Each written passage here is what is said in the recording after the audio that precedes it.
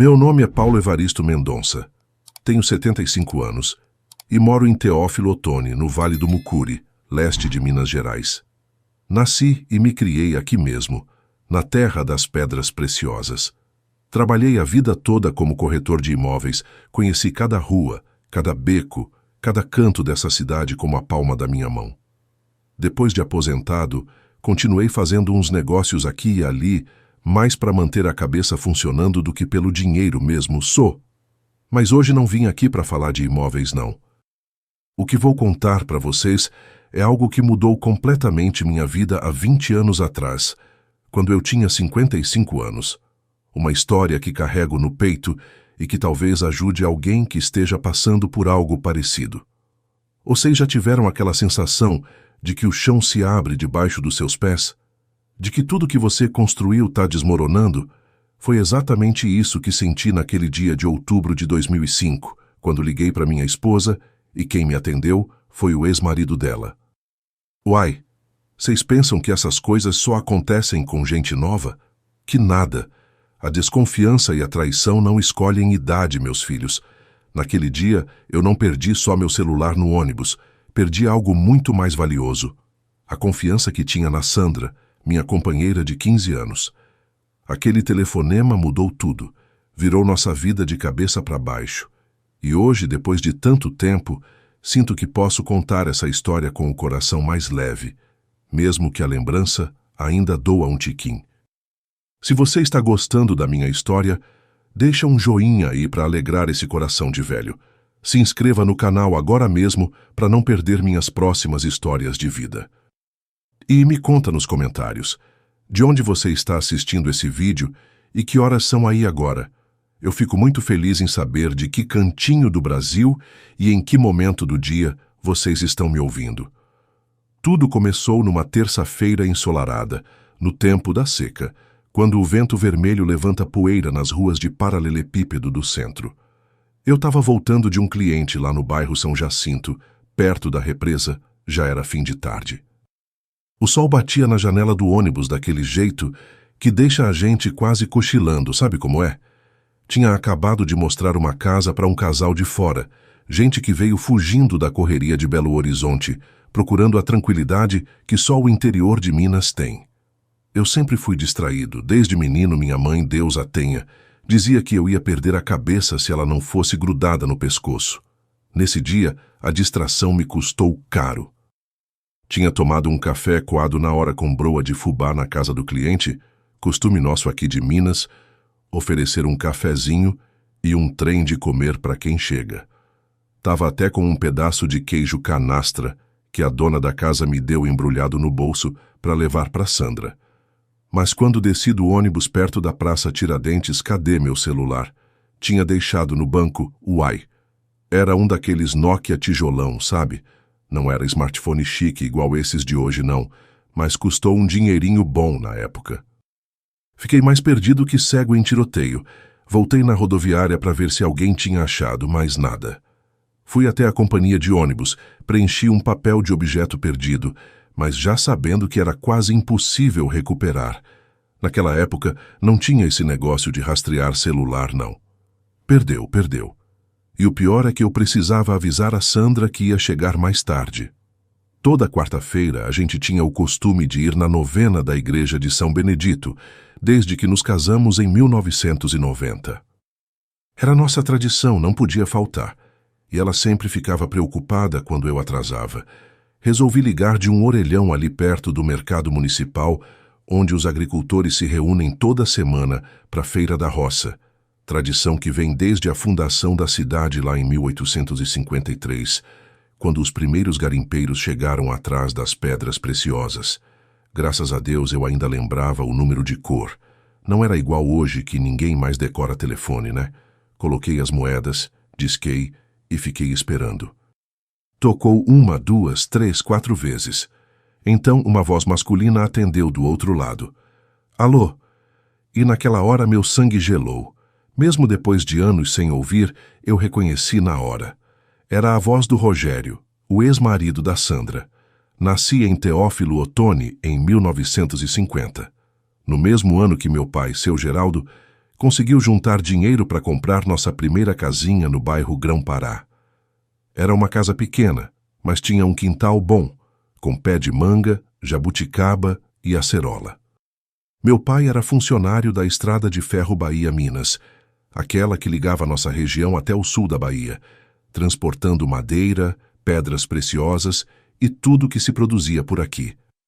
Todo santo dia ele saía cedinho, com a marmita que minha mãe preparava, cheia de feijão tropeiro, tutu de feijão ou angu com quiabo. Comida que sustenta, sabe? A gente não era rico, mas nunca faltou fartura na mesa. Minha mãe, Dona Conceição, era dessas mineiras trabalhadeiras que acordava junto com as galinhas e só ia descansar quando o último filho estava de barriga cheia e roupa limpa. Éramos 5 irmãos. Eu, o mais velho, depois o Toninho, a Maria do Carmo, o Zezinho e a caçulinha Aparecida, que chegou de surpresa quando minha mãe já achava que não ia ter mais filho.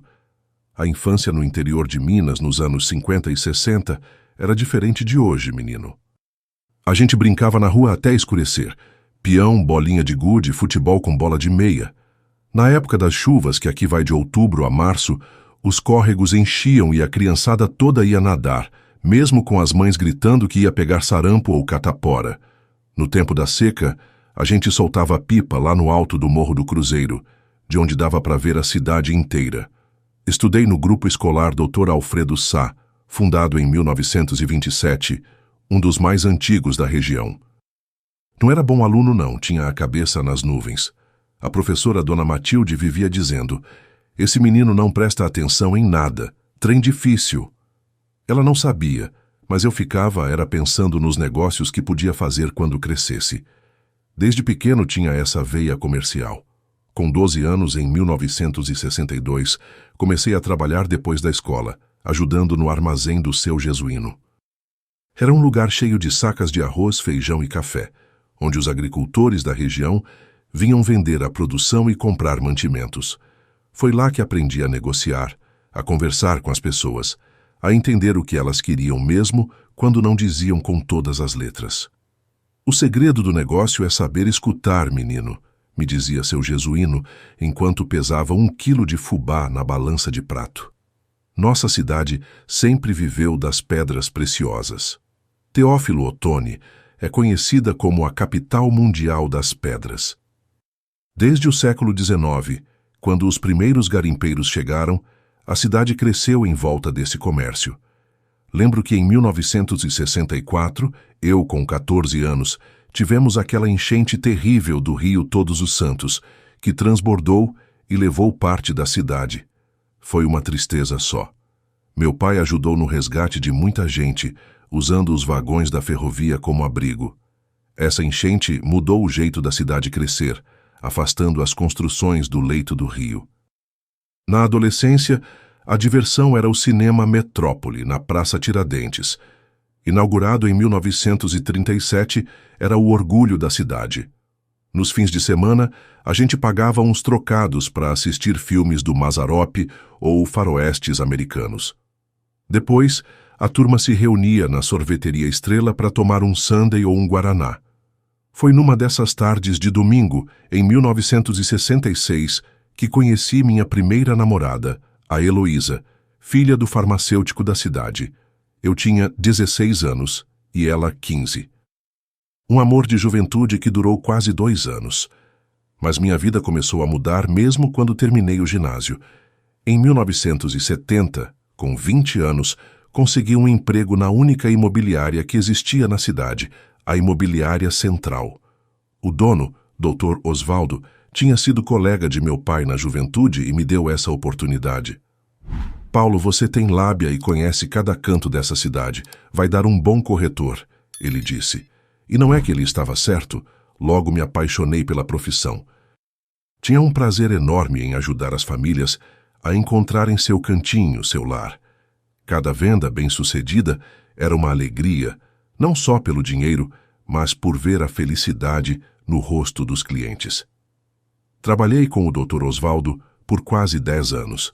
Foi um tempo de aprendizado, onde conheci todos os bairros da cidade, desde os mais abastados até os mais humildes. Conhecia cada rua, cada beco, cada lote vago. Sabia onde passava a rede de esgoto, onde faltava água, onde o terreno era firme ou propenso a deslizamentos na época das chuvas. Esse conhecimento foi meu maior capital. Em 1980, quando eu tinha 30 anos, aconteceu outra enchente grande em Teófilo Otoni. Dessa vez eu já era adulto e ajudei na coordenação dos abrigos. Foi nessa época que decidi que precisava ter meu próprio negócio. Juntei minhas economias e no ano seguinte, em 1981, abri a imobiliária Mendonça, pequena, mas minha. Começou com uma salinha alugada na rua Engenheiro Antunes, só eu e uma secretária, a dona Dalva, uma senhora viúva que sabia datilografar como ninguém. Os primeiros anos foram difíceis, principalmente com a crise econômica que o Brasil enfrentava.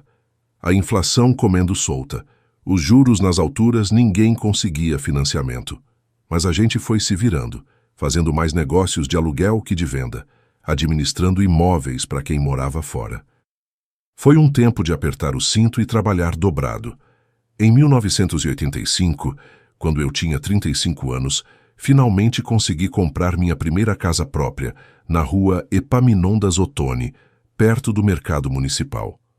Lembro do cheiro de tinta fresca e do orgulho de ter meu nome na escritura. Um corretor de imóveis que não tem casa própria é como um médico que não cuida da própria saúde, dizia meu pai, todo orgulhoso. Nessa época, eu ainda era solteiro. Dedicava tanto tempo ao trabalho que mal sobrava espaço para a vida pessoal. Tive alguns namoros, mas nada sério.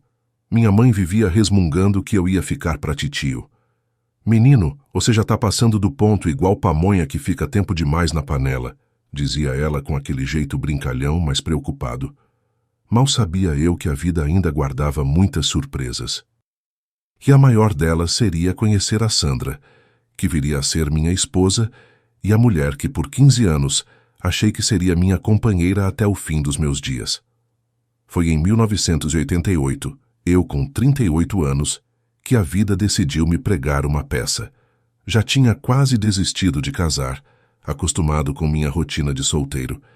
A imobiliária ia bem. Tinha contratado mais 2 corretores e mudado para um ponto melhor, na Avenida Getúlio Vargas. Naquele ano, a Prefeitura de Teófilo Otoni organizou a primeira Feira Internacional de Pedras Preciosas, evento que virou tradição e acontece até hoje. Comerciantes do mundo todo vieram conhecer nossas pedras, principalmente as águas marinhas e turmalinas, que fizeram a fama da nossa região. Como conhecia bem a cidade, fui convidado para ajudar na organização, encontrando hospedagem para os visitantes estrangeiros. Foi nessa feira que conheci a Sandra. Ela não era daqui, tinha vindo de Governador Valadares com um grupo de joalheiros. Estava recém-separada, trabalhava como administradora numa joalheria importante de lá. Quando a vi pela primeira vez, senti um treco diferente. Era uma mulher bonita, uns 5 anos mais nova que eu, cabelos castanhos na altura dos ombros, um sorriso que me deixou bobo. Lembro que ela precisava de ajuda para encontrar um imóvel onde pudessem montar um escritório temporário em Teófilo Otoni. Claro que me ofereci na hora para ajudar. Deixa comigo que resolvo isso rapidinho, falei, todo prosa. Encontrei uma sala comercial perto do evento, negociei um aluguel por temporada e fiz questão de acompanhar pessoalmente cada detalhe. Durante aquela semana da feira, inventei 1000 desculpas para passar pelo estande dela. Levava café da manhã, perguntava se estava tudo bem com o imóvel, se precisava de alguma coisa. No terceiro dia, criei coragem e a convidei para jantar. Conheço um restaurante que serve a melhor galinhada com quiabo e angu da região, disse eu. Para minha surpresa, ela aceitou. Jantamos no restaurante do Gaúcho, uma casa antiga no centro da cidade que existe até hoje. Conversamos sobre tudo. A vida dela em Valadares, minha história aqui em Teófilo Otoni, os sonhos que a gente tinha. Foi aí que ela me contou sobre seu casamento anterior. Tinha se casado muito jovem, com 22 anos, com um homem chamado Rogério, dono de uma pequena fábrica de joias. O casamento durou 8 anos, mas não deu certo. Ele era um homem difícil, Paulo, ciumento, controlador, A gente não tinha filhos, graças a Deus, o que facilitou a separação. Ela me disse, enquanto tomávamos um licor de jabuticaba de sobremesa. Naquela noite, algo especial aconteceu entre a gente. Era como se tivéssemos nos conhecido a vida toda. Quando a feira acabou, uma semana depois, não consegui imaginar a ideia de não vê-la mais. Propus que continuássemos a nos encontrar mesmo com a distância. Teófilo Otoni e Governador Valadares ficam a cerca de 150 quilômetros uma da outra. Não é tão longe, mas naquela época, sem celular e internet, manter um relacionamento à distância não era fácil. Começamos a nos ver nos finais de semana. Ora eu ia para Valadares, ora ela vinha para cá. Telefone interurbano era caro, então a gente marcava horário para ligar, geralmente nas noites de quarta-feira. Escrevi mais cartas naquele ano que em toda a minha vida. Todo dia o carteiro passava na imobiliária e perguntava: "E aí, seu Paulo, tem carta para Dona Sandra hoje?" Em 1989, depois de um ano nesse vai e vem, propus que ela viesse morar em Teófilo Otoni. Estava completamente apaixonado e não aguentava mais a distância. Sandra ficou receosa no início. Tinha um bom emprego em Valadares, sua família morava lá. Mas nosso amor falou mais alto. Ela pediu demissão, e em junho de 1989 mudou-se para minha cidade. Com meus contatos consegui um emprego para ela numa loja de pedras no centro. A princípio, ela alugou um apartamento pequeno para manter as aparências.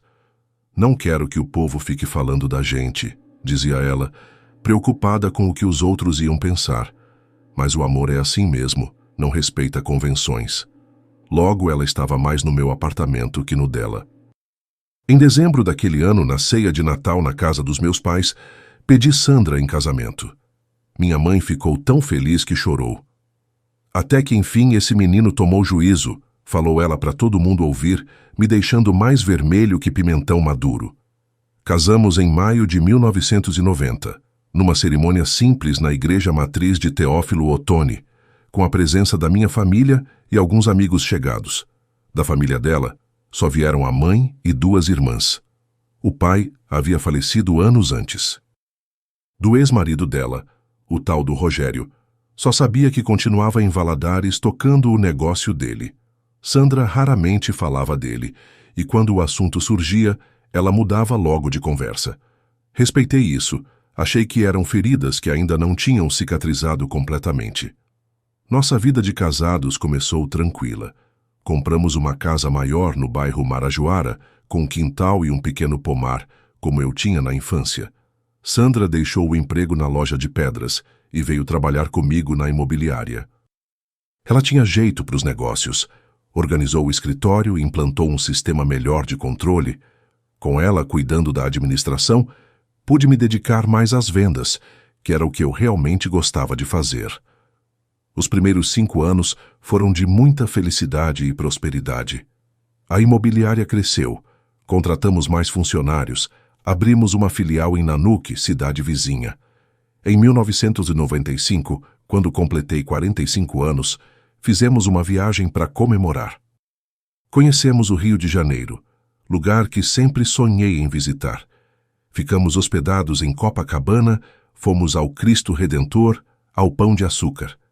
Sandra tirou 1000 fotos. Parecia criança de tão feliz. Mas nem tudo são flores na vida de um casal. Por volta de 1997, começamos a enfrentar algumas dificuldades. Sandra queria ter filhos. Eu já estava com 47 anos e achava que era tarde demais. "Paulo, ainda temos tempo. Muitos homens são pais depois dos 50, argumentava ela. Fizemos exames, tentamos por um bom tempo, mas não aconteceu.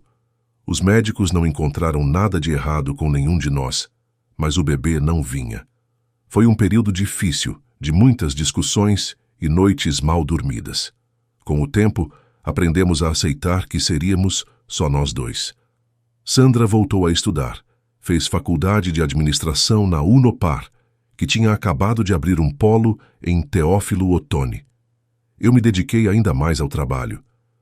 Em 1999, compramos um sítio pequeno na região do Córrego dos Bernardos, a uns 30 quilômetros da cidade. era nosso refúgio nos finais de semana. Plantávamos mandioca, milho, criávamos umas galinhas. Nada para comércio, só para o nosso consumo mesmo e para lembrar da infância na roça. Quando chegou o ano 2000, a virada do milênio, fizemos uma festa bonita no sítio. Convidamos amigos, família, acendemos uma fogueira grande. Lembro da Sandra dizendo: Paulo, temos muito a agradecer. Construímos uma vida boa juntos. E realmente tínhamos. Apesar das dificuldades, dos sonhos que ficaram pelo caminho, éramos felizes. Ou pelo menos eu achava que éramos. Os anos seguintes seguiram tranquilos. Em 2003, reformamos a casa, aumentamos a área da cozinha, que era o lugar preferido da Sandra. Ela adorava cozinhar, principalmente os pratos típicos de Minas: frango com quiabo, feijão tropeiro, tutu à mineira. Nos finais de semana, sempre tinha gente lá em casa para almoçar e provar as delícias que ela preparava. Nunca imaginei que essa vida que construímos pudesse ser abalada de uma hora para outra, que a confiança que eu tinha nela pudesse ser questionada por causa de um telefonema. Mas foi exatamente isso que aconteceu naquele fatídico dia de outubro de 2005, quando perdi meu celular no ônibus e liguei para minha casa de um orelhão. Nos primeiros 15 anos de casamento, entre 1990 e 2005, construímos uma vida que muita gente invejava. Não só pelo lado financeiro, que graças a Deus sempre foi estável, mas principalmente pela parceria que tínhamos. A Imobiliária Mendonça se tornou referência na região. Em 2001, quando eu tinha 51 anos, ganhamos o prêmio de melhor imobiliária do Vale do Mucuri, concedido pela Associação Comercial. Foi um orgulho danado ver nosso nome naquele troféu. Sandra e eu formávamos uma dupla e tanto. Eu cuidava das vendas, das negociações, de encontrar os imóveis certos para os clientes. Ela administrava tudo: as contas, os contratos, os funcionários. Com o tempo, contratamos uma equipe boa: 4 corretores, 2 secretárias, um office boy e até um motorista para levar os clientes para conhecer os imóveis mais afastados. Compramos uma Kombi, pintamos com as cores da imobiliária, verde e amarelo, e estampamos nosso telefone. Qualquer um em Teófilo Otoni reconhecia a Kombi da Mendonça de longe. Nossa rotina era tranquila e organizada. Acordávamos cedinho, tomávamos café juntos, um cafezinho coado no filtro de pano, com broa de fubá ou bolo de cenoura que a Sandra fazia. Saíamos juntos para o trabalho na imobiliária, que ficava a uns 15 minutos de carro da nossa casa. No almoço, às vezes voltávamos para casa. Outras vezes comíamos no restaurante da Dora, pertinho do escritório, que servia um dos melhores PFs da cidade: arroz, feijão, bife acebolado ou frango ao molho pardo, sempre com uma porção generosa de couve refogada na manteiga de garrafa. No final da tarde, geralmente eu ficava mais tempo na imobiliária, enquanto Sandra voltava para casa para preparar o jantar. Ela gostava dessa rotina. Dizia que cozinhar relaxava a cabeça depois de um dia lidando com números e contratos. Às quartas-feiras, como já contei, íamos juntos à novena na igreja de São Benedito. Era uma tradição que mantínhamos desde o início do casamento. Depois da novena, costumávamos tomar um sorvete na Sorveteria Sampaio, na Praça Central. Sandra sempre pedia o mesmo sabor: creme com calda de chocolate. Nos finais de semana, nosso programa favorito era ir para o sítio no Córrego dos Bernardos. Saíamos na sexta à tarde e só voltávamos no domingo depois do almoço. Lá, eu me dedicava à horta e ao pomar. Plantei de tudo um pouco: alface, couve, cenoura, beterraba, além das árvores frutíferas: manga, laranja, limão, acerola e jabuticaba. Sandra cuidava das flores e das galinhas. Tínhamos um galinheiro pequeno, mas que fornecia ovos frescos suficientes para nós e ainda para dar de presente para os amigos. No sítio, recebíamos visitas com frequência. Meus irmãos com suas famílias, amigos próximos, até clientes que se tornaram amigos ao longo dos anos.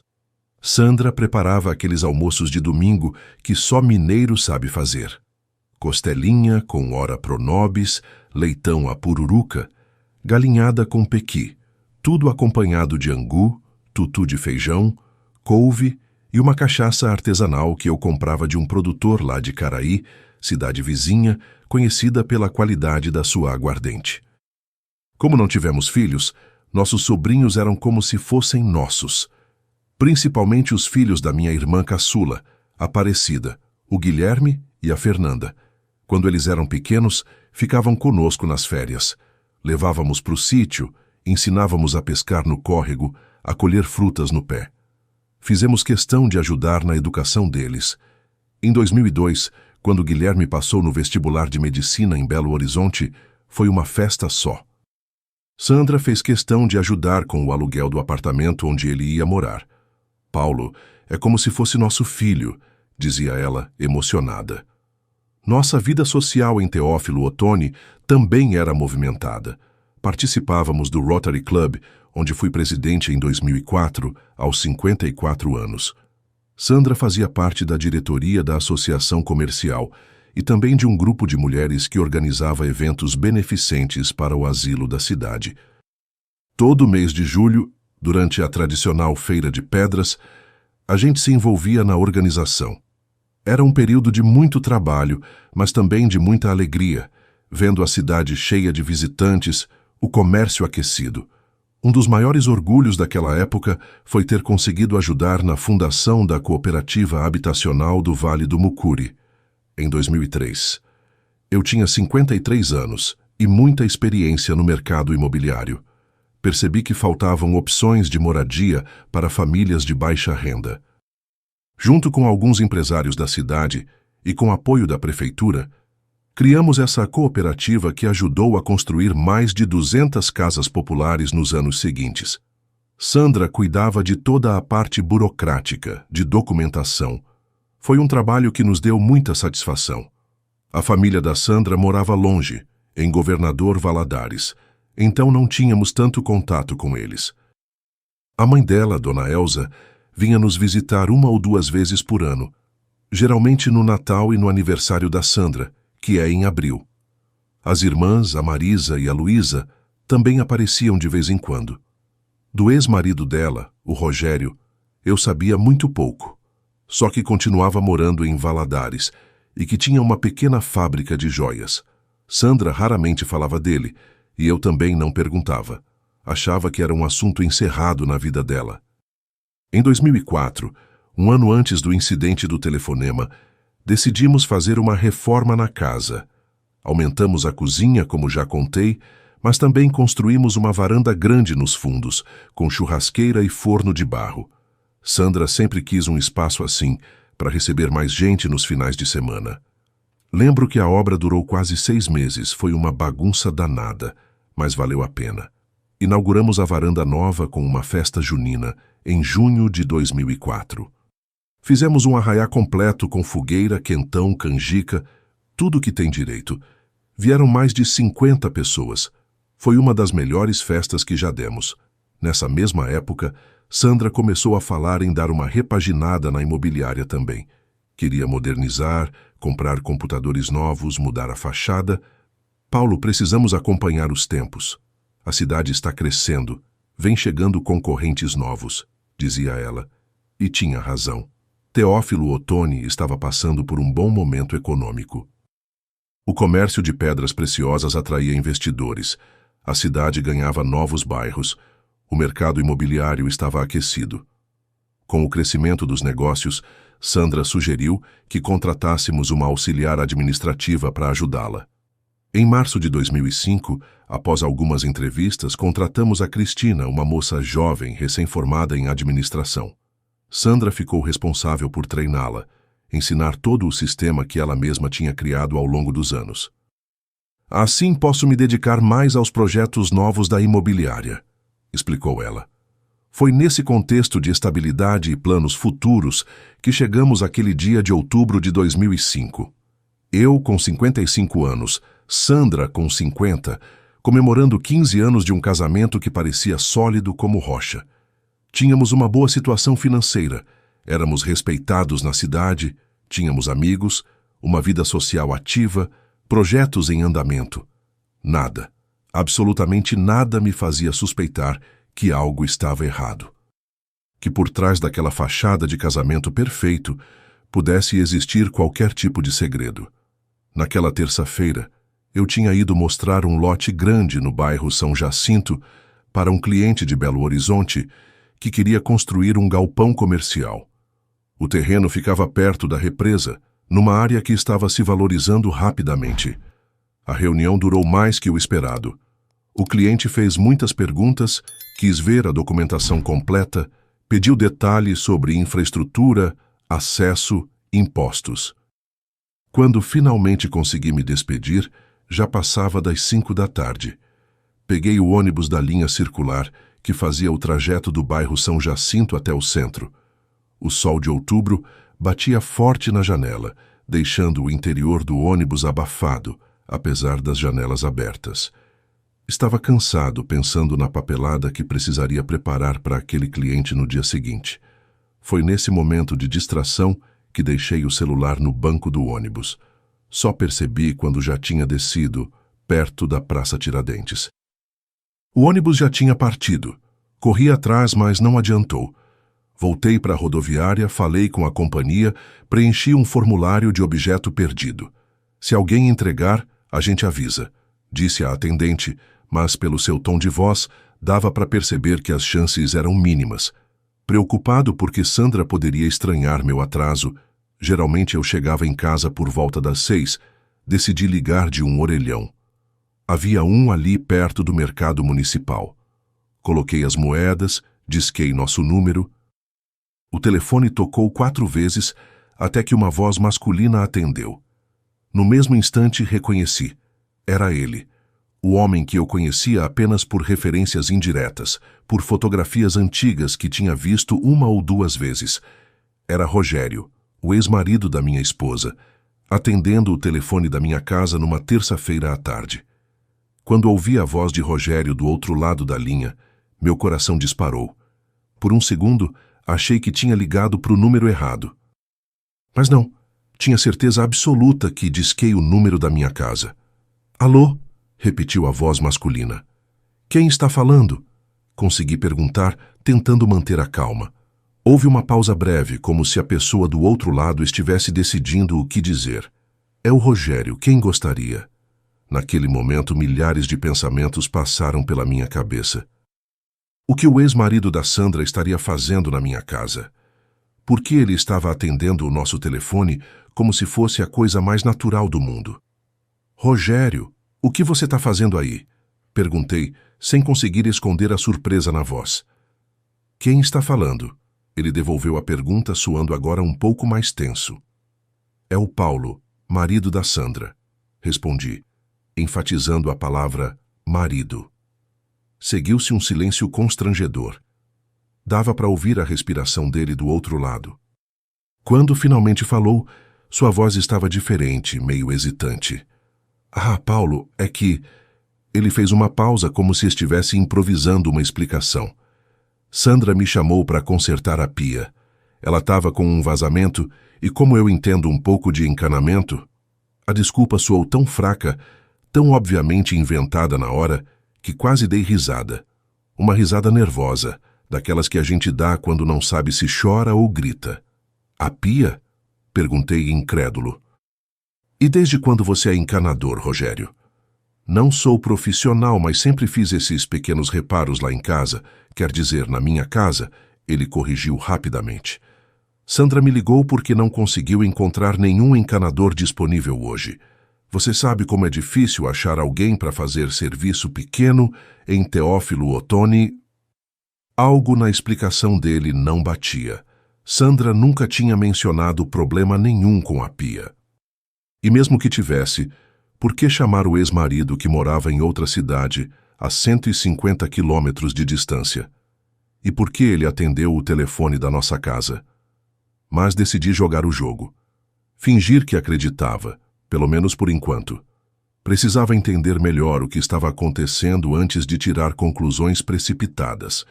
Ah, sim, ela comentou mesmo que a pia estava com problema. Menti. Não sabia que você ia vir consertar. Passa para ela, por favor. Ela... Ela tá no banho agora, respondeu ele após outra pausa breve. Atendi o telefone porque ela não podia vir. Tudo bem, vou esperar. Não desligue. Ouvi Rogério afastar-se do telefone, vozes baixas ao fundo, como se ele estivesse conversando com alguém. Certamente Sandra. Não conseguia distinguir o que diziam, mas o tom parecia urgente, quase de pânico. Fiquei ali, segurando o orelhão, sentindo o suor escorrer pelas minhas costas, apesar da brisa fresca que começava a soprar no final daquela tarde. Depois do que pareceu uma eternidade, mas provavelmente não passou de 2 ou 3 minutos, Sandra atendeu. Sua voz estava diferente do habitual, um pouco mais aguda, como ficava quando estava nervosa. Oi, amor, tudo bem? Tudo, respondi, tentando soar o mais natural possível. Perdi meu celular no ônibus. Tô ligando de um orelhão para avisar que vou chegar um pouco mais tarde. Tive que voltar na rodoviária para ver se alguém encontrou. Que pena, Paulo, ela disse, parecendo genuinamente preocupada com o celular. Tomara que apareça. Tomara.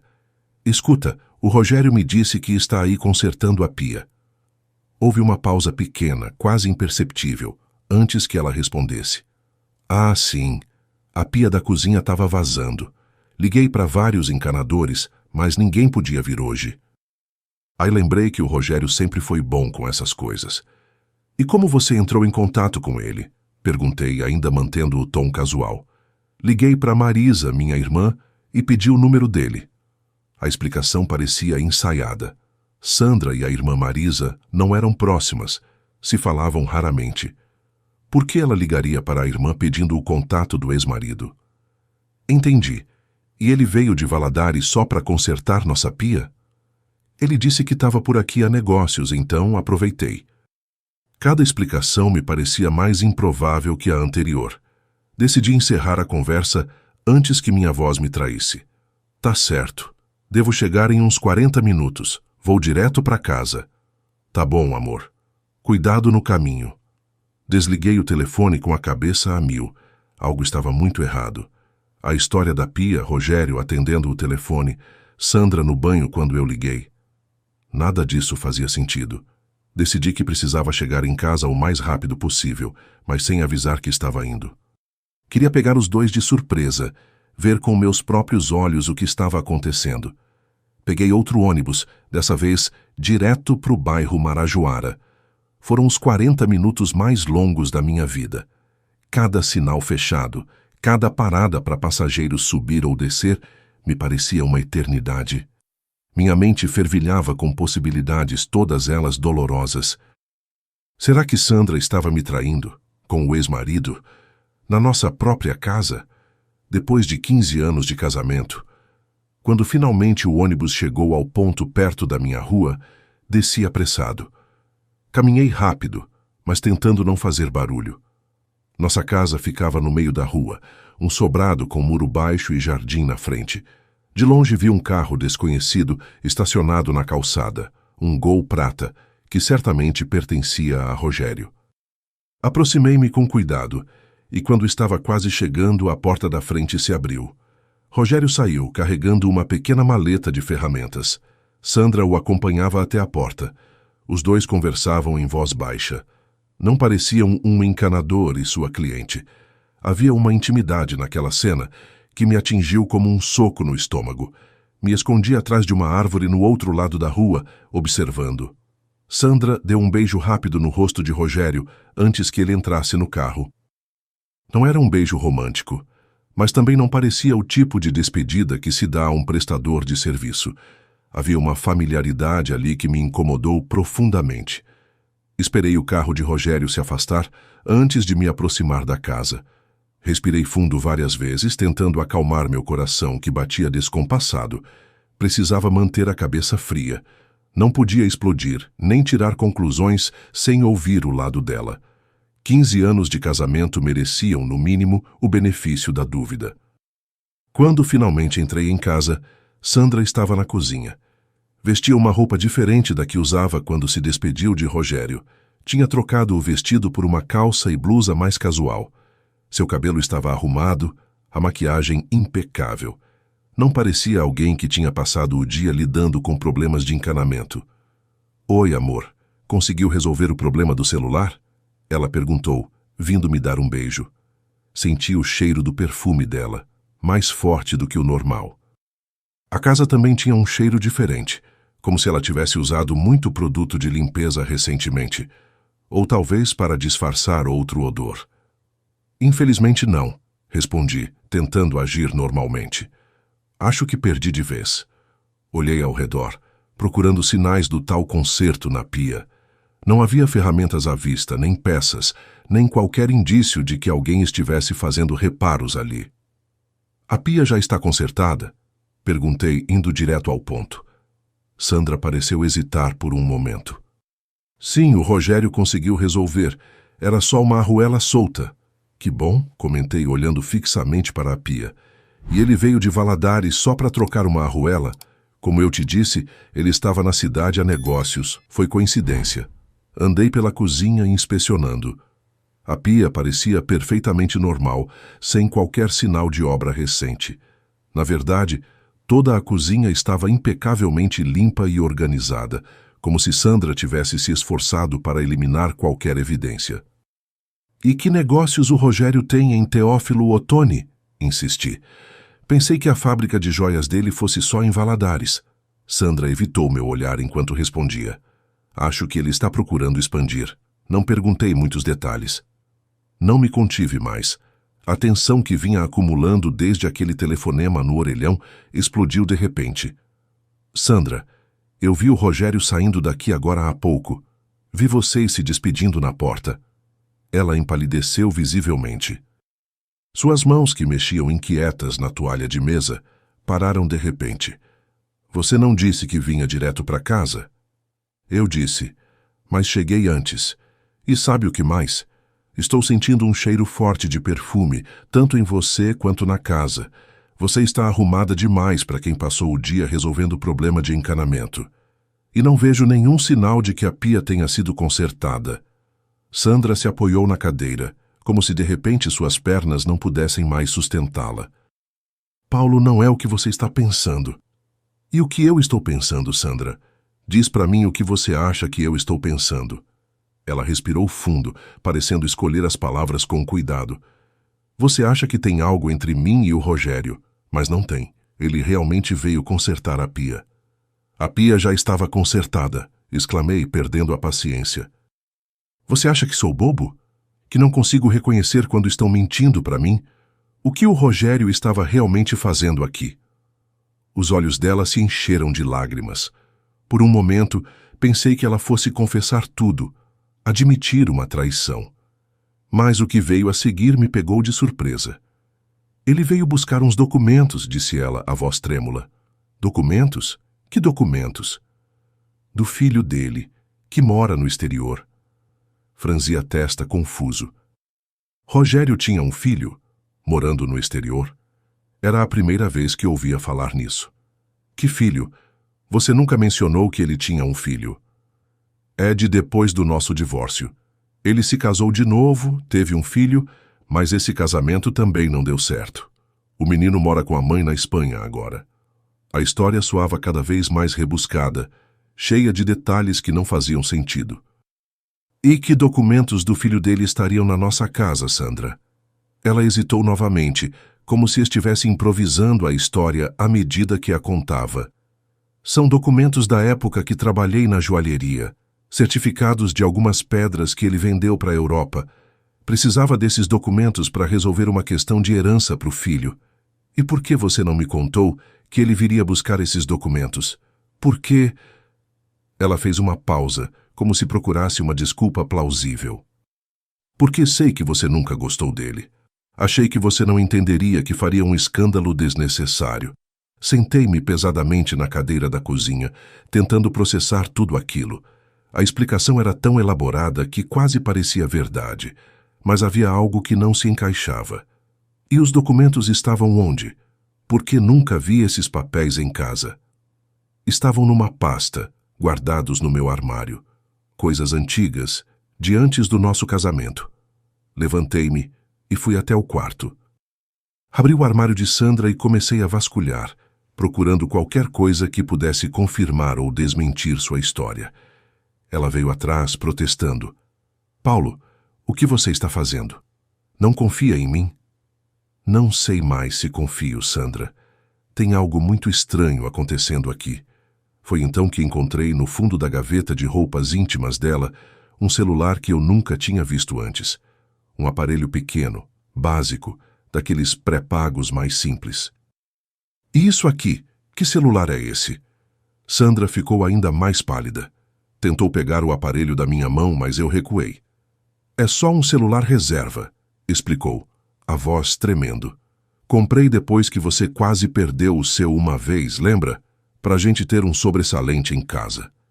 Abri o celular e comecei a verificar as mensagens e ligações. Estava tudo vazio, como se tivesse sido apagado recentemente. Mas no registro de chamadas, o último número discado era de Governador Valadares. Tinha sido uma ligação feita naquela tarde mesmo, pouco antes da minha chegada. Você ligou para Valadares hoje? Perguntei, mostrando o registro. Sandra ficou em silêncio por um momento, como se avaliasse suas opções. Liguei para minha irmã, para avisar que o Rogério já tinha pego os documentos e estava voltando. Algo naquela explicação não batia com o que ela tinha dito antes. Se o contato com Rogério tinha sido através da irmã, por que agora ela estaria ligando diretamente para ele? E se o celular era apenas um reserva, por que estava escondido na gaveta de roupas íntimas? Senti uma dor profunda no peito, uma mistura de raiva, decepção e tristeza. 15 anos de casamento, e agora me via como um estranho, tentando decifrar mentiras da mulher que pensei conhecer tão bem. Sandra, quero a verdade. O que está acontecendo entre você e o Rogério? Ela desabou na cama, chorando de verdade agora, soluçando como uma criança pega numa travessura grave. Não é o que você está pensando, Paulo. Juro que não é. Fiquei ali, parado no meio do quarto, segurando aquele celular desconhecido, enquanto Sandra chorava sentada na beirada da cama. O cheiro do perfume dela, misturado ao aroma de produto de limpeza que impregnava a casa, de repente me pareceu sufocante. 15 anos de casamento, e agora éramos como dois estranhos. Dois atores num palco interpretando papéis que já não faziam sentido. Se não é o que estou pensando, então o que é, Sandra? Perguntei, tentando manter a voz firme. Por que tantas mentiras? Primeiro a história da pia, depois os documentos do filho que nunca existiu. Ela levantou a cabeça surpresa. Como assim nunca existiu? Rogério não tem filho nenhum morando na Espanha, tem? Foi mais uma mentira. Sandra secou as lágrimas com as costas da mão, deixando um rastro de rímel na pele. Como você sabe? Não sabia. Mas agora você confirmou. Foi um truque simples, mas funcionou. Ela tinha caído na minha armadilha, revelando que a história do filho era realmente uma invenção. Sandra percebeu o erro e abaixou a cabeça novamente derrotada. Paulo, preciso que você se sente e me escute com calma. É uma história complicada. Puxei a cadeira da penteadeira e sentei-me de frente para ela, ainda segurando o celular misterioso. Estava tentando me controlar, embora por dentro estivesse despedaçado. Havia uma parte de mim que queria gritar, quebrar coisas, expulsar Sandra de casa. Mas havia outra parte, talvez mais sensata, que precisava entender. Afinal, eram 15 anos de vida juntos. Ela merecia pelo menos a chance de se explicar. Estou ouvindo, disse, com uma calma que não sentia. Sandra respirou fundo, como se buscasse coragem. Quando começou a falar, sua voz estava mais firme, embora ainda embargada pelo choro. Rogério está passando por dificuldades financeiras. A fábrica de joias dele está à beira da falência. Ele perdeu quase tudo. Franzi a testa confuso. Não era bem o começo de confissão que eu esperava. E o que isso tem a ver com você? Com a gente? Ele me procurou há uns 8 meses pedindo ajuda. No início, recusei. Disse que minha vida agora era com você, que não queria nenhum contato. Mas ele insistiu. Disse que estava desesperado, que tinha dívidas com pessoas perigosas. 8 meses? Interrompi, sentindo o estômago afundar. Você está em contato com seu ex-marido há 8 meses e nunca me disse nada. Tive medo da sua reação, Paulo. Você sempre deixou claro que não gostava nem de ouvir falar no nome dele. E com razão, pelo visto, exclamei, começando a perder a paciência. O que mais você escondeu de mim durante esses 8 meses? Sandra hesitou, como se ponderasse até onde deveria ir com sua confissão. Ele está com depressão, continuou ela, ignorando minha pergunta. Perdeu tudo. A fábrica, a casa, o carro. Está morando de favor na casa de um amigo em Valadares. Tentou se matar uma vez. Essa informação me pegou de surpresa. Não estava esperando algo tão grave. Mas ainda assim não explicava por que Sandra estava escondendo o contato com ele. Por que tinha um celular secreto. Por que tinha mentido sobre a visita dele. Sandra, sinto muito pelos problemas do Rogério, de verdade. Mas o que isso tem a ver com você estando em contato secreto com ele? Com ele vindo à nossa casa quando eu não estou? Ela torceu as mãos no colo, nitidamente desconfortável. Eu tenho ajudado ele financeiramente, admitiu finalmente em voz baixa. A revelação caiu como uma bomba. Senti o sangue fugir do meu rosto. Você tem dado dinheiro para o seu ex-marido? Nosso dinheiro? Não é muito, Paulo. Só o suficiente para ele se manter enquanto tenta recomeçar. Para pagar o aluguel de um quartinho, comprar comida, remédios para depressão. Levantei-me da cadeira, incrédulo, e comecei a andar pelo quarto. A cada nova revelação, a situação ficava mais surreal. Não era apenas o dinheiro que me incomodava, embora fosse um aspecto importante, mas a quebra de confiança, as mentiras, o fato dela ter escondido algo tão significativo durante tanto tempo. Quanto? Perguntei, parando de frente para ela. Quanto você tem dado a ele? Sandra mordeu o lábio antes de responder. R$ 500 por mês. 500? Desde quando? Desde fevereiro. Fiz um cálculo rápido. 8 meses. R$ 500 por mês. R$ 4.000. Não era uma fortuna, mas também não era pouco. E o pior, era dinheiro que saía da nossa conta conjunta, que usávamos para construir nosso futuro sem que eu soubesse. De onde vem esse dinheiro, Sandra? Ela desviou o olhar antes de responder. Da nossa poupança. Senti como se tivesse levado um soco no estômago. A poupança que mantínhamos para emergências, para o futuro, para uma eventual aposentadoria mais confortável. Você tem tirado dinheiro da nossa poupança, às escondidas, para dar para o seu ex-marido? Paulo, ele estava desesperado. Ia fazer uma besteira se ninguém ajudasse. E por que tinha que ser você a ajudar? Ele não tem família? Amigos? Por que a ex-esposa? Sandra hesitou novamente, e percebi que ainda havia mais coisas que ela não tinha contado. Rogério não tem mais ninguém. A família dele nunca aceitou o fracasso nos negócios, cortou relações. Os amigos se afastaram quando ele perdeu tudo. Sou a única pessoa em quem ele confia. E a confiança entre nós dois não significava nada para você? Por que não me contou desde o início? Porque sabia que você não ia entender, ela exclamou, levantando a voz pela primeira vez. Você sempre foi ciumento em relação ao Rogério, mesmo sem conhecê-lo direito. Se eu tivesse contado que ele precisava de ajuda, você jamais teria concordado. Então você preferiu mentir? Esconder? Agir pelas minhas costas durante 8 meses? Foi errado, eu sei. Mas não vi outra saída. Ele precisava de ajuda, Paulo. Estava à beira do suicídio. Sentei-me novamente, tentando assimilar tudo. Não sabia o que pensar, o que sentir. Parte de mim queria acreditar que era apenas isso. Sandra ajudando um ex-marido em dificuldades, por compaixão, nada mais. Mas outra parte, a parte mais desconfiada, a que tinha ouvido Rogério atender o telefone da minha casa, que tinha visto o beijo de despedida, que tinha encontrado o celular escondido, essa parte não conseguia aceitar que fosse só isso. E esse celular? Perguntei, erguendo o aparelho. Por que escondê-lo na gaveta de roupas íntimas se é só um telefone reserva? Sandra baixou os olhos. É o celular que uso para falar com ele. admitiu. Não queria que você visse as ligações na conta do nosso telefone fixo ou do meu celular normal. Você comprou um celular só para falar com seu ex-marido, às escondidas do seu marido atual.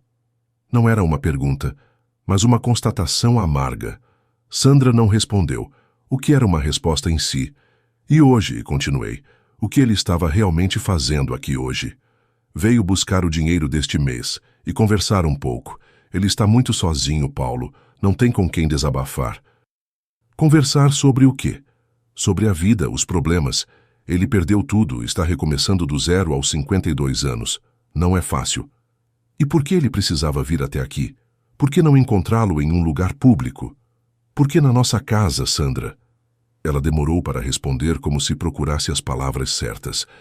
Porque ele não queria ser visto. Tem vergonha da situação em que se encontra. Teófilo Otoni é uma cidade pequena, as pessoas falam. Aquilo não fazia muito sentido. Se Rogério morava em Valadares, poucas pessoas em Teófilo Otoni o conheceriam, e mesmo assim poderiam ter se encontrado em algum lugar discreto, não necessariamente na nossa casa. Você está me dizendo que não há nada além de amizade e ajuda financeira entre vocês? Perguntei olhando-a diretamente nos olhos. Que não está acontecendo nada romântico ou sexual. Não, ela exclamou, parecendo genuinamente horrorizada com a sugestão. Claro que não, Paulo. Eu amo você. Só você. O que sinto pelo Rogério é pena, compaixão, só isso. Queria acreditar nela. De verdade queria. Mas havia tantas mentiras, tantas meias-verdades, que não sabia mais o que era real. E esse perfume todo, a casa limpa demais, você arrumada como se estivesse esperando visita importante? Eu queria estar apresentável.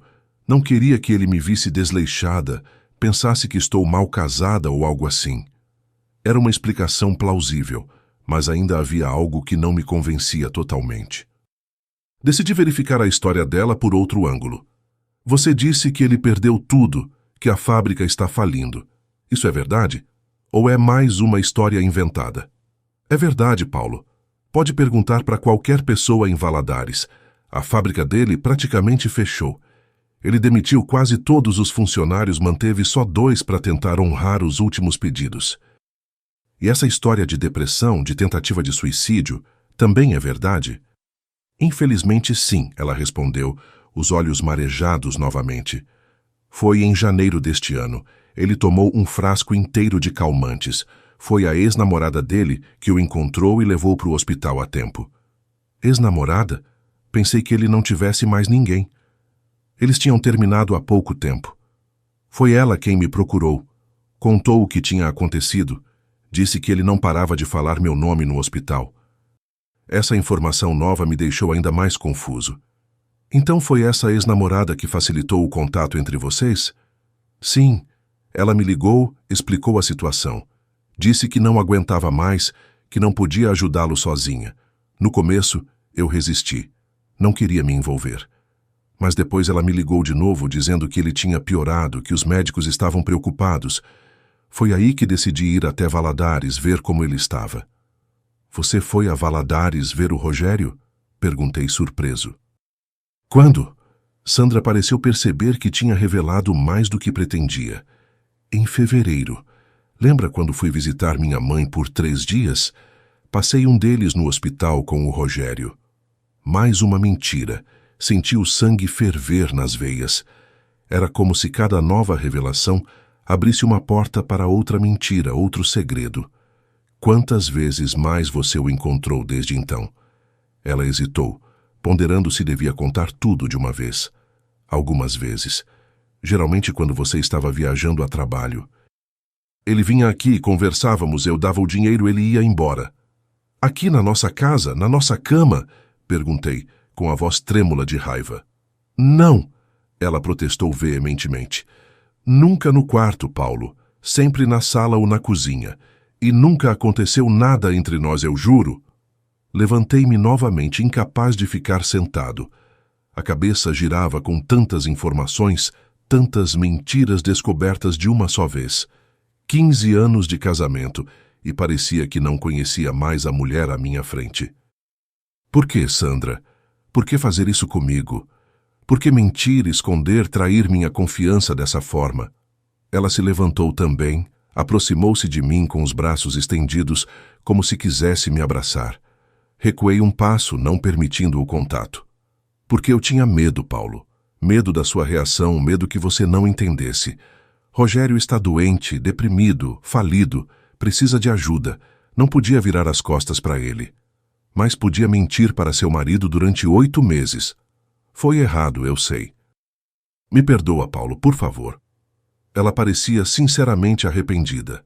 Os olhos vermelhos de tanto chorar, o rosto manchado de maquiagem, as mãos trêmulas estendidas na minha direção. Mas não sabia se podia acreditar nela. Não mais. Preciso verificar essa história, disse, afastando-me em direção à porta do quarto. Toda ela. Como assim? Vou ligar para o hospital em Valadares, confirmar a internação do Rogério. Vou verificar a situação da fábrica dele. Vou olhar nossos extratos bancários, ver quanto dinheiro exatamente você tirou da nossa poupança. O rosto de Sandra empalideceu ainda mais. Paulo, não precisa disso tudo. Estou te contando a verdade agora. Depois de quantas mentiras, Sandra? Como posso ter certeza? Saí do quarto e fui para o escritório, onde guardávamos os documentos importantes. Abri a gaveta com as pastas dos bancos e comecei a revirar papéis, procurando os extratos da poupança dos últimos meses. Sandra veio atrás, parecendo cada vez mais nervosa. O que você está procurando exatamente? A verdade, respondi secamente, sem levantar os olhos dos papéis. Encontrei finalmente o que procurava. Os extratos da poupança. Comecei a verificar mês a mês os saques realizados. E o que vi me deixou ainda mais chocado. Não eram apenas R$ 500 mensais, como Sandra tinha dito. Eram saques de valores variados, sempre em dias diferentes, totalizando muito mais do que eu imaginava. Em abril, por exemplo, havia 3 saques. Um de 500, outro de 800 e um terceiro de R$ 300. Em maio, foram 2 saques de 1.000. No total, nos últimos 8 meses, Sandra tinha retirado quase R$ 15.000 da nossa poupança. 500 por mês? Perguntei, mostrando os extratos a ela. Isso parece 500 por mês para você? Sandra cobriu a boca com a mão, os olhos arregalados de pânico. Paulo, eu posso explicar. R$ 15.000, Sandra, 15.000! É quase tudo que tínhamos guardado. Ele precisava mais do que eu pensei inicialmente. As dívidas eram maiores, os remédios caros, o tratamento. Mentira atrás de mentira! Gritei, jogando os papéis sobre a mesa. Não sei mais o que acreditar. Se você mentiu sobre o valor, mentiu sobre o que mais? Sobre tudo. Nesse momento, notei algo que tinha passado despercebido até então. No canto da mesa do escritório, meio escondida entre livros e papéis, havia uma sacola de farmácia. Peguei-a curioso. Dentro, encontrei uma caixa de remédio, um antidepressivo caro, prescrito para Rogério Almeida Santos. Que remédio é esse? Perguntei, mostrando a caixa a Sandra. Ela parecia acuada agora, encostada na parede do escritório, como um animal encurralado. É o remédio do Rogério. Eu compro para ele aqui, porque em Valadares é mais caro. Com data de hoje, observei, verificando a nota fiscal dentro da sacola. Você comprou isso hoje antes dele vir. Então não foi uma visita inesperada, não foi coincidência. Você sabia que ele viria, planejou tudo. Sim, eu sabia. Combinamos por telefone ontem. Mais uma mentira, suspirei, deixando a sacola sobre a mesa. Sandra, não sei se nosso casamento sobrevive a tantas mentiras. Ela se aproximou desesperada, agarrando meu braço. Paulo, por favor, estou te contando tudo agora. Não jogue fora 15 anos por causa de um erro. Um erro? Você mentiu para mim por 8 meses. Escondeu encontros com seu ex-marido, desviou dinheiro da nossa poupança, comprou um celular secreto para falar com ele, deixou ele entrar na nossa casa quando eu não estava. Isso não é um erro, Sandra. É uma traição da minha confiança. Mas não te traí como você está pensando. Ela protestou, as lágrimas voltando com força. Não houve nada romântico ou sexual entre a gente, eu juro. Olhei para ela longamente, tentando enxergar a mulher com quem tinha me casado, a companheira de 15 anos. Mas só via uma estranha, alguém que tinha sido capaz de viver uma vida dupla por 8 meses sem demonstrar nenhum remorso, até ser pega. Não sei se consigo acreditar em você, Sandra. Não sei se algum dia vou conseguir confiar de novo. O que você quer que eu faça? Ela perguntou, a voz embargada pelo choro. Faço qualquer coisa para salvar nosso casamento. Pensei por um momento. O que eu queria? Queria voltar no tempo, para antes daquele telefonema fatídico? Queria nunca ter descoberto as mentiras? Ou queria a verdade, toda a verdade, por mais dolorosa que fosse? Quero que você escolha, disse finalmente com a voz firme. Ele ou eu. Não dá mais para os dois. Não posso aceitar que você continue em contato com o Rogério, dando dinheiro a ele, encontrando-o secretamente. Isso termina hoje. Sandra pareceu surpresa com meu ultimato. Mas Paulo, ele precisa de ajuda. Está doente, sozinho. Não me importa. Se você quer continuar casada comigo, corta todo o contato com ele. Agora. Liga para ele na minha frente e diz que acabou, que não vai mais ajudar, que não quer mais vê-lo. Paulo, isso é crueldade. Ele pode fazer uma besteira se eu cortar a ajuda de repente. Então é isso que você escolhe?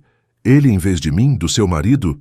Sandra ficou em silêncio como se realmente estivesse ponderando a escolha. Aquele silêncio doeu mais que qualquer confissão poderia ter doído. Depois de 15 anos juntos, ela hesitava entre mim e o ex-marido. Não é tão simples assim, ela finalmente disse em voz baixa. É muito simples, Sandra. Ou você escolhe nosso casamento e corta todo o contato com ele, ou escolhe continuar ajudando-o e nosso casamento acaba aqui e agora. Ela me olhou com os olhos marejados, parecendo finalmente entender a gravidade da situação. Eu escolho você, Paulo, sempre você. Então prove, liga para ele agora. Entreguei a ela o celular secreto que tínhamos encontrado. Com mãos trêmulas, ela procurou o número de Rogério na agenda e apertou o botão de ligar. Coloquei no viva voz para ouvir a conversa. Depois de 3 toques, uma voz masculina atendeu. A mesma que tinha ouvido mais cedo no telefone da minha casa. Sandra, aconteceu alguma coisa? A voz soava preocupada, como se ligações dela fora do horário combinado fossem incomuns. Rogério, Sandra começou, olhando para mim enquanto falava. Não posso mais te ajudar. Paulo descobriu tudo. Não posso mais te ver, nem falar com você, nem enviar dinheiro. Houve um silêncio do outro lado da linha. Quando Rogério falou novamente, sua voz estava diferente, mais seca. Ele está aí com você? Está te obrigando a dizer isso? Não importa. É a minha decisão. Nosso contato termina hoje. Preciso salvar meu casamento. Sandra, você sabe que não posso ficar sem sua ajuda. Não tenho mais ninguém. Sinto muito, acabou. Outra pausa longa, tensa. Você vai se arrepender, disse Rogério finalmente, a voz baixa e ameaçadora. E ele também. Antes que Sandra pudesse responder, Rogério desligou. Ela olhou para mim pálida e assustada. Viu como ele reagiu? É por isso que eu tinha medo. Medo do quê? Que ele ameaçasse. Que tipo de pessoa inspira esse medo em você, Sandra? E mesmo assim você manteve contato, escondido, por 8 meses? Ela não respondeu, apenas abaixou a cabeça. Peguei o celular da mão dela e o guardei no bolso. Vou manter isso comigo por enquanto. E quero que você me entregue todos os extratos, todos os registros de quanto dinheiro realmente deu a ele. Quero saber exatamente o tamanho do buraco na nossa poupança. Tudo bem. Ela concordou, submissa. Faço o que você quiser. Só não quero te perder, Paulo. Olhei para ela, para os cabelos castanhos que agora mostravam alguns fios grisalhos, para o rosto que conhecia cada expressão, cada sorriso, cada lágrima ao longo de 15 anos. Senti uma mistura de amor, raiva, decepção e cansaço. Não sei se é possível recuperar o que perdemos hoje, Sandra. A confiança é como um vaso de cristal. Uma vez quebrado, mesmo que se cole todos os pedaços, nunca mais será o mesmo. Aquela noite de outubro de 2005 foi a mais longa da minha vida. Depois da ligação para Rogério, Sandra e eu praticamente não conversamos mais. Ela foi para a cozinha preparar alguma coisa para o jantar, mais por hábito que por fome. Duvido que qualquer um de nós conseguisse engolir um bocado sequer. Eu fiquei no escritório, revisando extratos bancários, tentando calcular exatamente quanto dinheiro tinha sido desviado da nossa poupança nos últimos meses. No final, o prejuízo financeiro era considerável, quase R$ 15.000, mas o estrago emocional era incalculável. A confiança que levamos 15 anos para construir tinha sido destruída em questão de horas. Aquela noite, dormi no quarto de hóspedes. Não conseguia olhar para Sandra deitada na nossa cama sem imaginar quantas vezes ela tinha usado aquele mesmo telefone escondido para falar com Rogério enquanto eu dormia ao seu lado. Os dias seguintes foram um borrão de tristeza e raiva. Ia para a imobiliária, atendia clientes, mostrava imóveis, tudo no automático como um robô. Sandra também continuou indo trabalhar, mas evitávamos ficar no mesmo ambiente. Os funcionários perceberam a mudança, claro. Éramos conhecidos como o casal perfeito, os sócios que se completavam. De repente, mal nos falávamos, evitávamos nos olhar nos olhos. Uma semana depois do incidente, quando a raiva inicial tinha diminuído um pouco, tivemos a primeira conversa séria sobre o futuro. Sentamos na varanda dos fundos, aquela que tínhamos construído com tanto carinho no ano anterior. O dia estava bonito, céu azul sem nuvens, um daqueles dias de outubro em que o calor começa a apertar, anunciando o verão que se aproxima. O contraste entre a beleza do dia e a tristeza da nossa situação não podia ser maior. Paulo, precisamos decidir o que vai acontecer com a gente. Sandra começou a voz baixa e insegura. O que você quer que aconteça? Perguntei, sem olhar diretamente para ela. Quero que você me perdoe. Quero que a gente tente de novo. 15 anos não podem terminar assim. Suspirei profundamente. Uma parte de mim queria isso também. Apesar de tudo, ainda amava Sandra. Tínhamos construído uma vida juntos, compartilhado tantos momentos, bons e ruins. Mas a outra parte, a parte ferida e desconfiada, não conseguia imaginar como poderíamos seguir em frente depois de tamanha quebra de confiança. Não sei se consigo, Sandra. Toda vez que olho para você, só consigo pensar nas mentiras, nas traições, no dinheiro. Como vou confiar em você de novo? Podemos tentar terapia de casal, ela sugeriu. Ouvi dizer que a doutora Márcia, lá do centro, é muito boa. Tem ajudado vários casais da cidade. A ideia de expor nossos problemas para uma terapeuta, numa cidade pequena como Teófilo Otoni, não me agradava muito. Mas que alternativa tínhamos? Vou pensar no assunto, respondi, sem me comprometer. E quanto ao Rogério? Ela perguntou hesitante. Ele tem ligado no meu celular normal, dezenas de vezes. Estou ignorando, como prometi, mas estou preocupada com o que ele pode fazer. A menção ao nome dele fez meu sangue ferver novamente. Não quero nem ouvir esse nome, Sandra. O problema dele não é mais seu, nem meu. Mas ele fez ameaças, Paulo.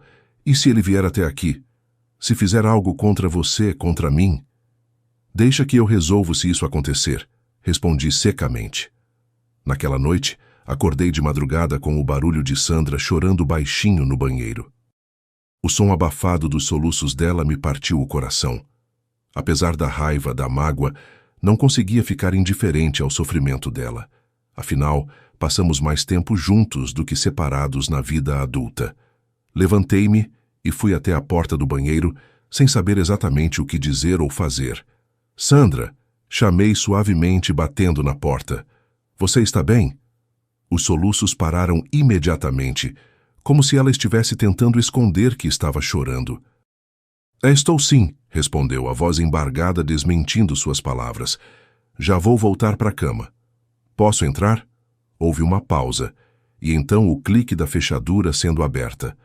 Sandra estava sentada no chão do banheiro, encostada na banheira, o rosto inchado e vermelho de tanto chorar. Parecia menor, mais frágil do que nunca. Desculpa te acordar, ela murmurou. Sentei-me ao lado dela no chão frio. Não me acordou. Eu já estava acordado. Ficamos em silêncio por alguns minutos, lado a lado, sem nos tocar, apenas ouvindo a respiração um do outro. Estraguei tudo, não foi? Ela perguntou finalmente, a voz quase um sussurro. Nós dois estragamos, respondi, surpreendendo a mim mesmo. Eu por não ter percebido que algo estava errado. Você por não ter confiado em mim o suficiente para contar a verdade desde o início. Acha que ainda tem conserto? Olhei para ela, para o rosto que conhecia tão bem, para os olhos vermelhos de chorar, para as mãos que seguravam um lenço amassado, e senti algo se mexer dentro de mim. Um resquício do amor que tínhamos compartilhado por tantos anos. Não sei, respondi honestamente, mas talvez valha a pena tentar. Na manhã seguinte, liguei para a doutora Márcia e marquei nossa primeira sessão de terapia de casal. Foi o primeiro passo de uma jornada longa e dolorosa de reconstrução. As primeiras sessões foram tensas, cheias de acusações e lágrimas. Sandra teve que enfrentar o quanto tinha me magoado com suas mentiras. Eu tive que reconhecer meus próprios erros, como não ter percebido os sinais, ter sido talvez demasiado absorvido pelo trabalho, não ter dado espaço para que ela se sentisse segura para compartilhar seus medos e preocupações. Levou tempo, muito tempo, até começarmos a ver algum progresso. Durante meses vivemos como dois estranhos na mesma casa. Dormíamos em quartos separados, conversávamos apenas o essencial, mantínhamos uma fachada de normalidade na imobiliária, mas evitávamos ficar sozinhos um com o outro. Rogério ainda tentou entrar em contato várias vezes. Ligações, mensagens, até uma carta que chegou em dezembro, endereçada a Sandra. Mantive minha posição firme. Qualquer contato com ele significaria o fim definitivo do nosso casamento. Sandra respeitou esse limite, pelo menos até onde eu saiba. Chegou um ponto em que as tentativas de contato dele diminuíram e finalmente cessaram. Foi só em abril de 2006, 6 meses depois da descoberta, que começamos a vislumbrar uma luz no fim do túnel. A terapia estava ajudando. Tínhamos estabelecido novas regras de comunicação, mais transparência, contas bancárias separadas para despesas pessoais. Lentamente, muito lentamente, comecei a confiar em Sandra novamente. Voltamos a dormir no mesmo quarto em julho de 2006, quase 10 meses depois daquela terça-feira fatídica. Foi um recomeço tímido, hesitante, como dois adolescentes descobrindo um ao outro pela primeira vez, com todo o nervosismo e incerteza que isso implica. Naquele mesmo mês, soubemos através de conhecidos em comum que Rogério tinha se mudado de Governador Valadares. Alguns diziam que tinha ido para São Paulo, outros para o Espírito Santo. Ninguém sabia ao certo, e sinceramente, não nos importávamos mais. Ele tinha se tornado um capítulo encerrado nas nossas vidas. Os anos seguintes foram de reconstrução constante. Nunca mais fomos o casal perfeito que éramos antes, ou que achávamos que éramos. Mas talvez tenhamos nos tornado algo mais real, mais honesto. A experiência nos quebrou e nos refez de uma forma diferente, como aquela arte japonesa, kintsugi, acho que é o nome, em que vasos quebrados são remendados com ouro, tornando as rachaduras parte da beleza da peça. Em 2010, aos 60 anos, decidi me aposentar da corretagem ativa. Mantive a propriedade da imobiliária, mas deixei a administração nas mãos de Sandra e dos funcionários mais antigos. Queria aproveitar mais a vida, viajar um pouco, passar mais tempo no sítio cultivando minha horta e pomar. Sandra continuou trabalhando por mais alguns anos, até 2015, quando ela também se aposentou, aos 60 anos. Vendemos a imobiliária para 2 dos nossos corretores mais antigos, mantendo apenas uma pequena participação nos lucros. Foi uma transição tranquila, planejada com cuidado para garantir que nosso legado empresarial continuasse em boas mãos. Nos anos seguintes, viajamos bastante pelo Brasil. Conhecemos o Nordeste, as praias de Alagoas e Pernambuco, as dunas do Maranhão. Fomos para o Sul, passamos um inverno em Gramado, vimos a neve pela primeira vez em São Joaquim. Visitamos Brasília, o Pantanal, Bonito. Eram viagens que sempre adiamos durante a vida profissional ativa, sempre com a desculpa de que a imobiliária precisava de nós. Em 2020, quando a pandemia chegou, tivemos que nos recolher. Passamos quase 2 anos praticamente isolados no nosso sítio no Córrego dos Bernardos. Foi um período difícil para o mundo todo, mas para nós, de certa forma, foi um tempo de reaproximação ainda maior. Sem as distrações externas, sem os compromissos sociais, éramos apenas nós dois, dependendo um do outro para companhia, apoio e afeto. Quando as coisas começaram a normalizar, em 2022, percebemos que estávamos diferentes. Mais velhos, claro, eu com 72, Sandra com 67, mas também mais sábios, mais pacientes um com o outro, mais conscientes da fragilidade da vida e da importância de valorizar cada momento juntos. Em 2023, Sandra foi diagnosticada com um problema cardíaco. Nada grave ainda, mas que exigia cuidados, mudanças na alimentação, exercícios regulares. Foi um susto, um lembrete da nossa mortalidade. Comecei a acompanhá-la nas caminhadas matinais pelo sítio, a cozinhar refeições mais saudáveis, a monitorar sua pressão e batimentos diariamente. Ela brincava dizendo que eu tinha me tornado seu enfermeiro particular, mas percebia a gratidão nos olhos dela.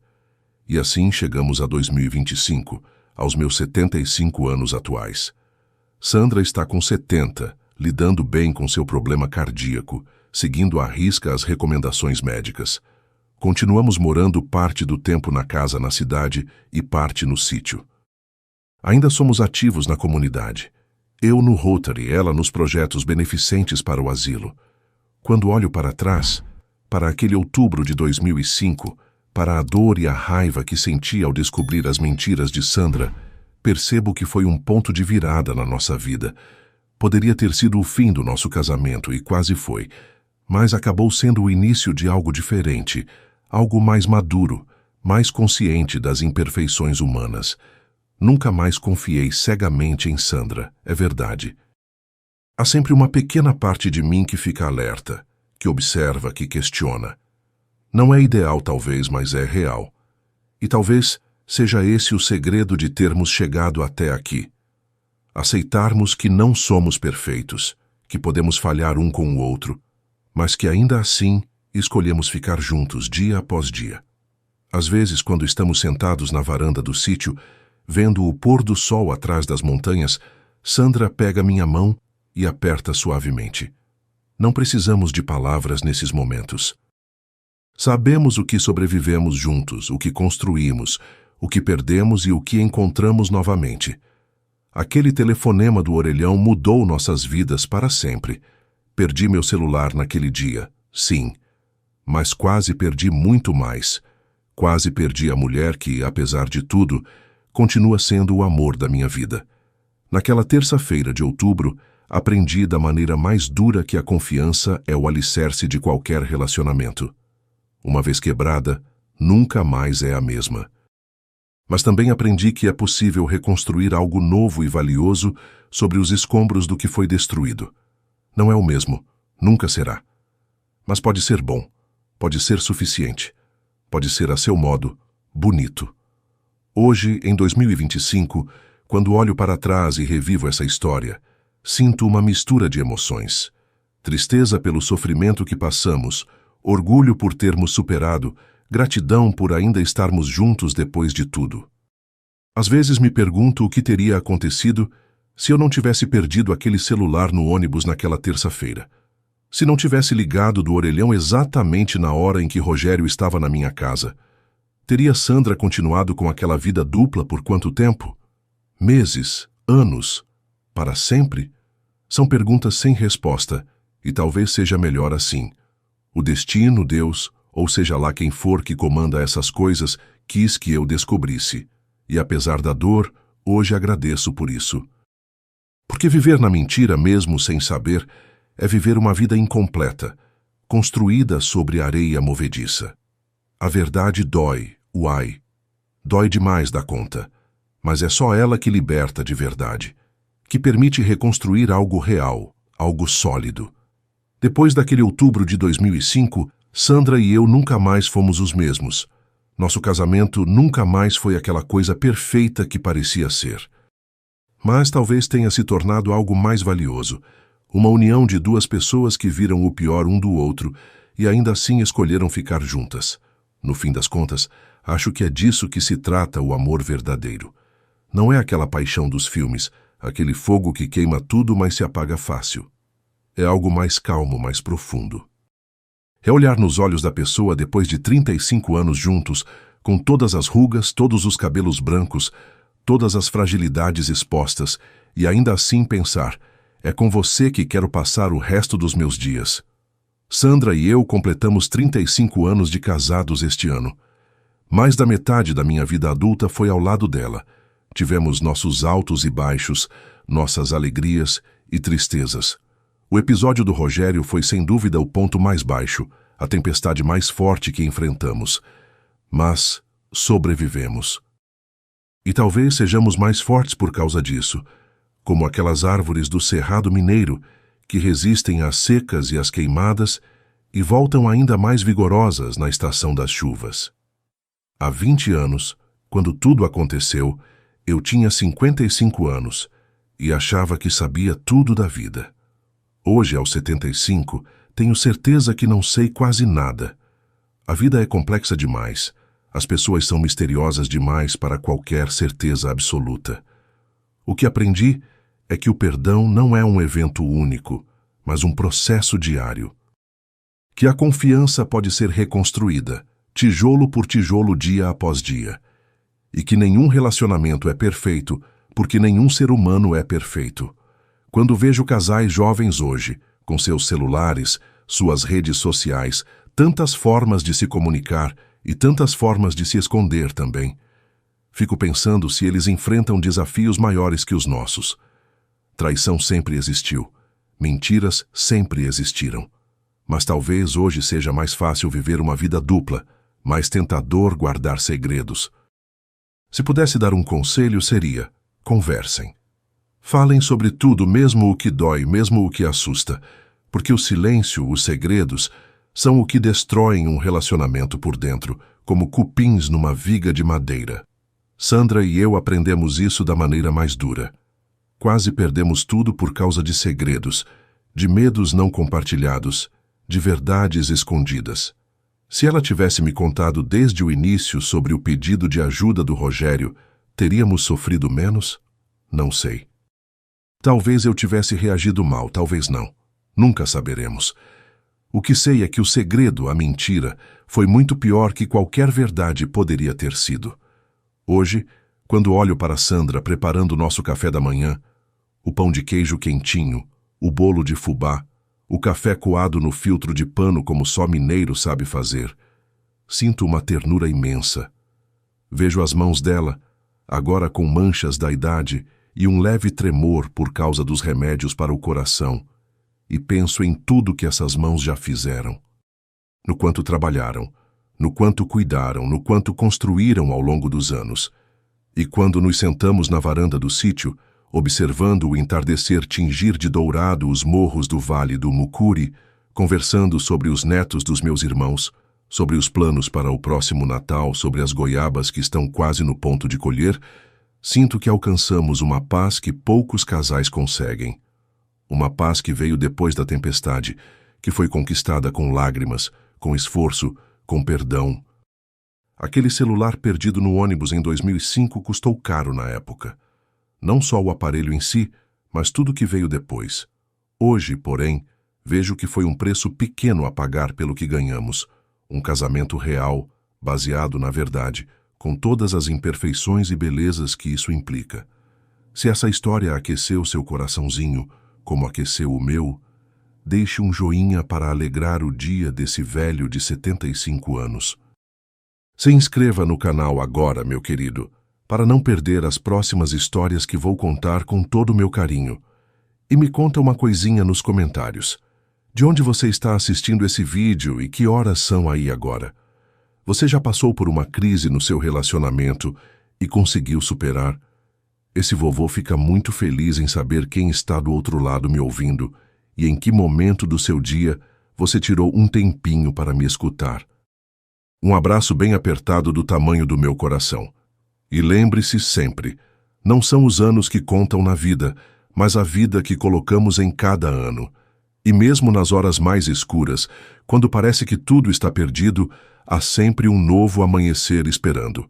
A dor ensina, o tempo cura, e o amor verdadeiro, aquele que aceita as imperfeições e escolhe ficar mesmo assim, esse amor sempre vale a pena. Sempre.